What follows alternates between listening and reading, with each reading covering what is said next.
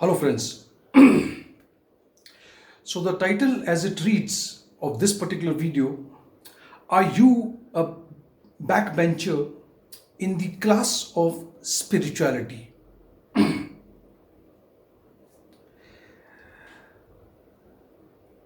As you all know, major part of my life has been in teaching and training. I've been a professor. So I know what I'm talking about today. If I'm in a class and when I'm teaching in a class, I have often encountered my pupil who are the front line, the first row, the second row, and the third row, and there are few who are the backbenchers. What is the difference that I found in people who sit in front and those who take up a seat behind? I don't see any reason or any difference in their intelligence level, because 23 years of my career as a professor, most of my students who were the backbenchers have proven themselves in the industry better into operations rather than those who were in the front line. That does not mean that I'm trying to tell you that you have to be a backbencher. No. See, people who normally used to take used to go and sit behind, I have found a typical peculiarity in them. They do not like or wanted the teacher to question them because they were afraid, not that they don't have the answer, they have the answer, but they don't like to give the answer or get up in the class. Maybe they have the fear of public speaking, possible. And my way of teaching was, when I see, gradually when you go to the different classes and for so many years, you also learn that some of the students in the morning session, and they've got their permanent seat, they will come in the morning and they will go right and then sit behind. Sometimes some of the professors, my colleagues, also used to come and we used to shuffle the class. You come and sit over here, come and sit over there, and all those things. They were very uncomfortable when we used to make some changes. Now, what used to happen? We changed the strategy. I and the other colleagues also started questioning them, those who was to sit behind. And we found that, come on, they are answering. They whatever has been taught in the class, they know. So what is the reason why they go behind and they sit behind? Anyways, then when people used to suppose if I want to ask a question, and I want that this question needs to be answered so that the backbenchers are inspired by the question, I will always ask the question to the people who are in the front row. So I know this girl or this boy can give me that answer perfectly, and this will carry a message to the people sitting behind. So I used to always ask this question.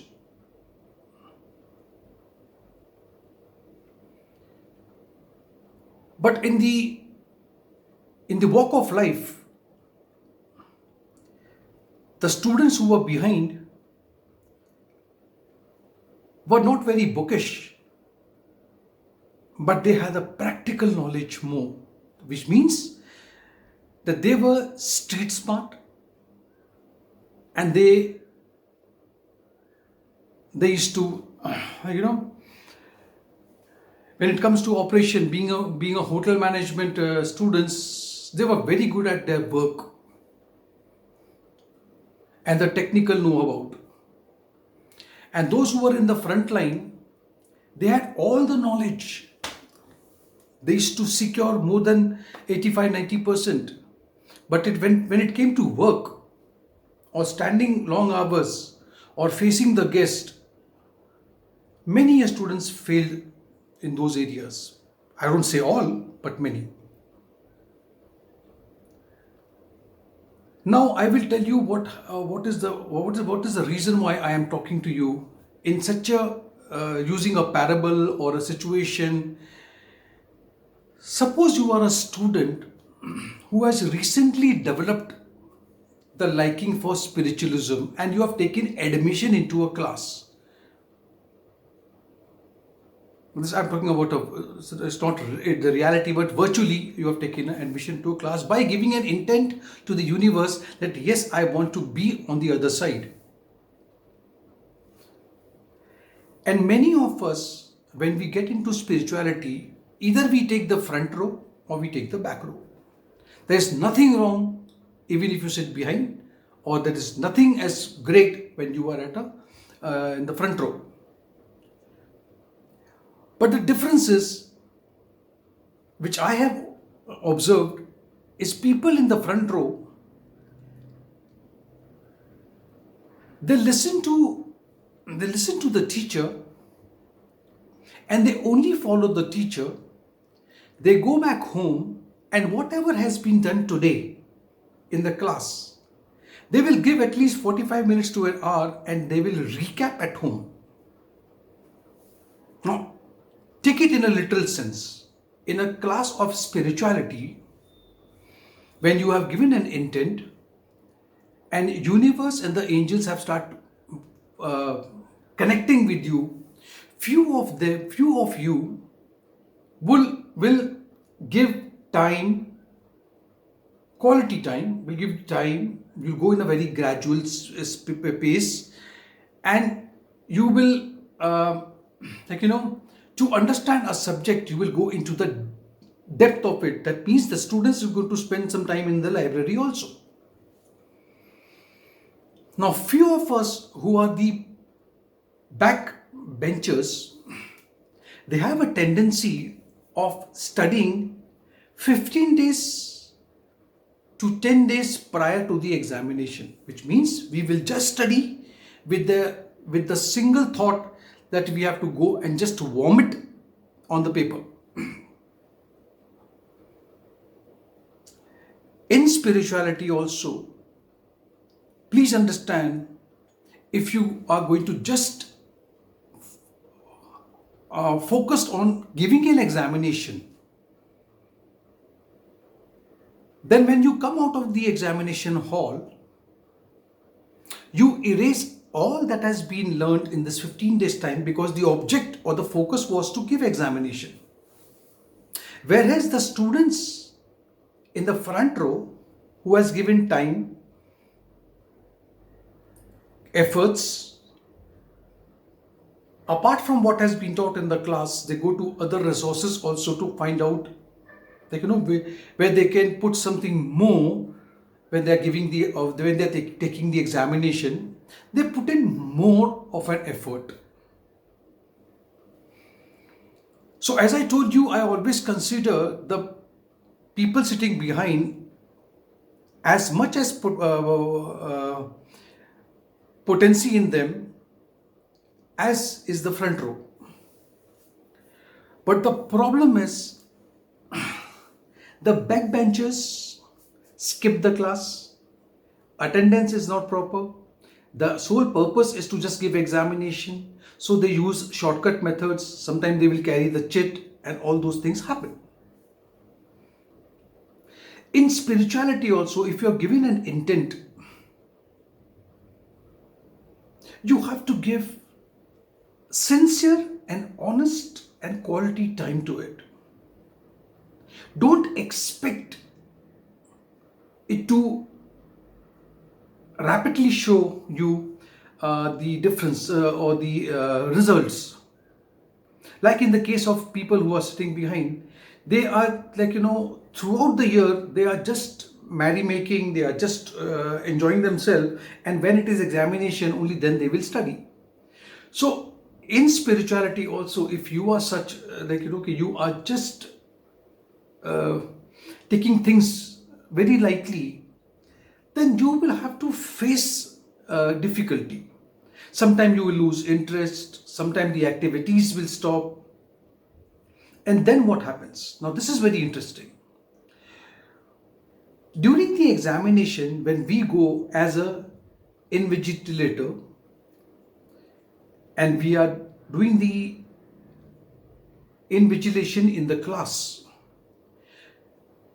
we normally know that this girl, this boy is is good, so I don't need to even look at them because they are not bothered about copying or looking here and there.